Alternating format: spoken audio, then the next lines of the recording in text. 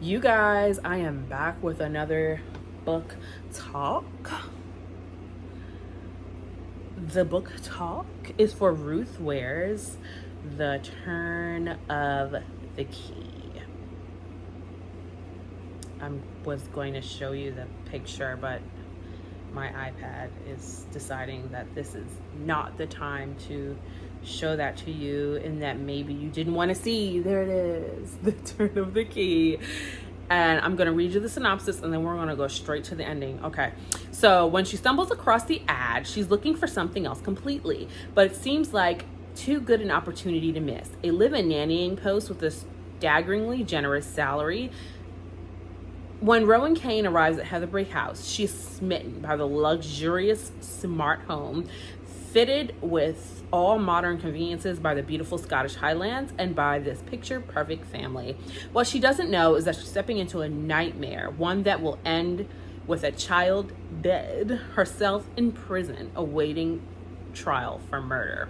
Writing to her lawyer from prison, she struggles to explain the unraveling events that lead to her incarceration. It wasn't just the constant surveillance from the cameras installed around the house or the malfunctioning technology that woke the household with booming music or turned the lights off at the worst possible time. It wasn't just the girls who turned out to be a far cry from the immaculately behaved model children she met at her interview. It wasn't even the way she was left alone for weeks at a time with no adults apart from the enigmatic handyman Jack Grant. It was everything. She knows she's made mistakes. She admits she lied to obtain the post and that her behavior toward the children wasn't always ideal. She's not innocent by any means, but she maintains that she's not guilty, at least not of murder, which means someone else is. Okay, so spoiler alert. The whole video is going to be spoilers. Spoiler alert. She does not, in fact, murder the child. So there are 4 kids. 1 teenager, 1 8-year-old, 1 3-4-year-old, and then 1 like toddler. Okay. The 8-year-old is the one that dies, which she was a little shit. Like the whole book, honestly, all the kids are shits, but the 8-year-old was by far the worst. So she's the one that dies. So what the synopsis doesn't tell you is that she spends the whole book thinking that she's being haunted by ghosts or dead spirits of former residents of the house, because other kids and other people have died in the house. So she thinks that she's being haunted by their ghosts, their energies, their whatever. She hears creaking above her head at night. Some random doll head, like porcelain doll head, like follows her to her sleeping on the couch one night because she refused to sleep in her room, which is where all the creepy stuff was happening.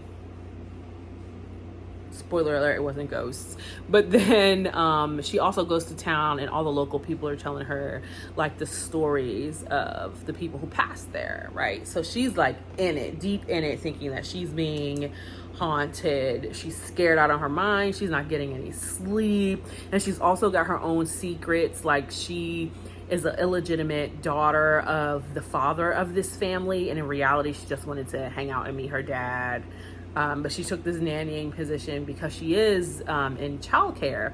But honestly, she's a shitty childcare worker. Like, as someone who works in early childhood education, I was listening to all of her like mistakes and things that she did wrong and was like, stop.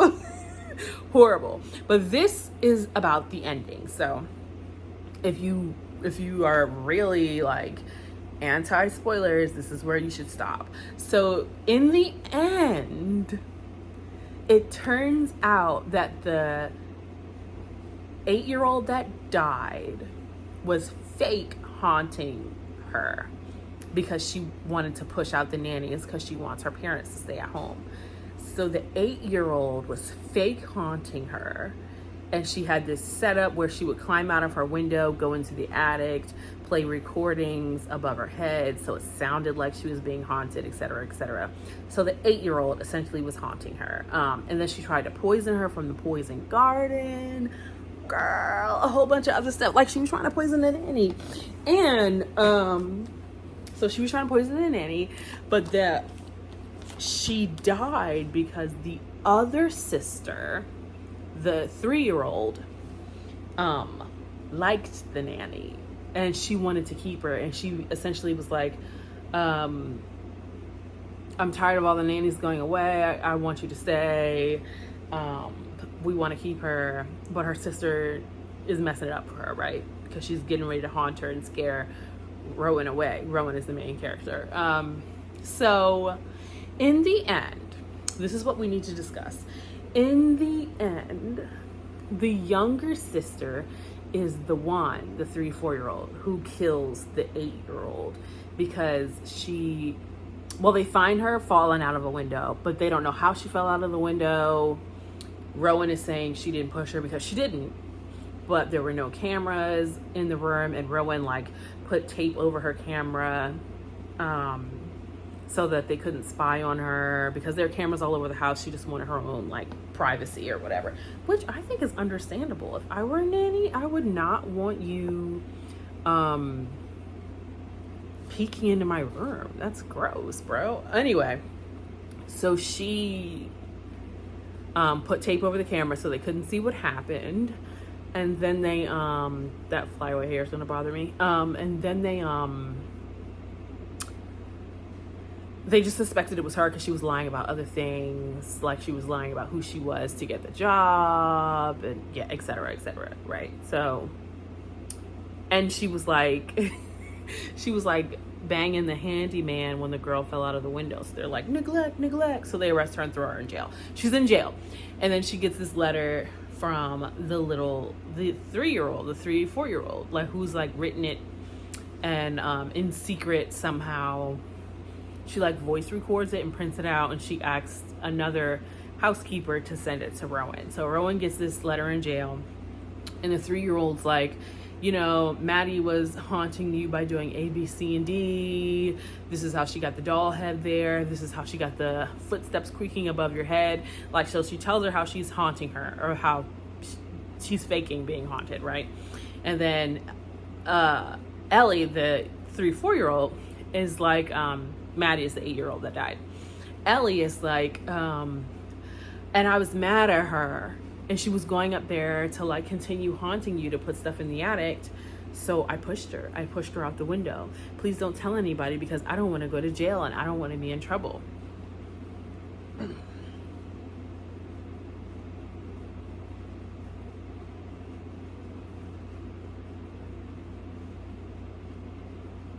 No.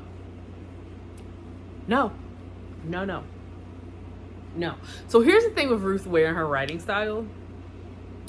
They don't go into that. So she sends her the letter, they go over the letter that she got, and they don't say anything after that. It's all up to speculation, right? So this is what I'm telling you. Absolutely the fuck not, beloved. No. As soon as I got that letter from that little girl, I would have said, this is how I got this letter. So-and-so sent it to me. This is what it says. I need to be freed up out of here. She just told you what happened. It wasn't me. I didn't do it. That's what I would have done. Because at the end of the day, that little girl pushing her sister out of the window would be probably deemed as an accident.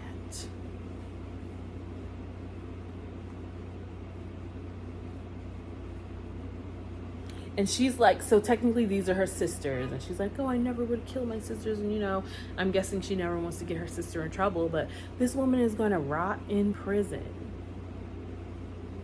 because a 3-year-old pushed an 8-year-old out of a window.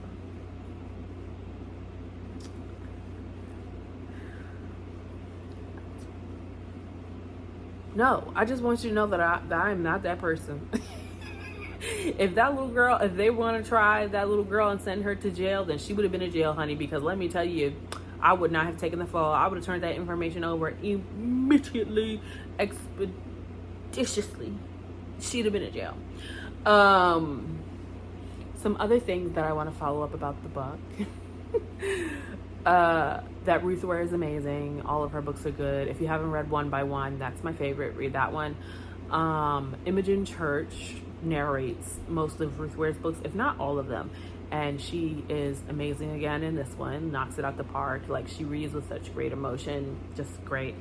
And finally, something I want to say is that one of the hauntings that she got was that something, or a hate message was spelled out in her alphabet soup. Okay, but here's the thing. People in, I guess, the London, England, Scotland, what is that, Great Britain area, call alphabet soup alphabety spaghetti, and that was really the highlight of the book for me. Ah, that is so cute. Alphabety spaghetti. So she had hate messages in her alphabety spaghetti, and I need you to know that. That she had hate messages in her alphabety spaghetti. I need you to know that, because it was the highlight of the book for me. Like, every time she said it, alphabety spaghetti, I was that is so cute. It's so great. Anyway, I've rambled long enough. That's how that book went. I'm reading other ones now. Subscribe. I think that'll be over there for you. If not, subscribe, like, all the things are there. Subscribe, like, and share. Thank you for watching. Goodbye.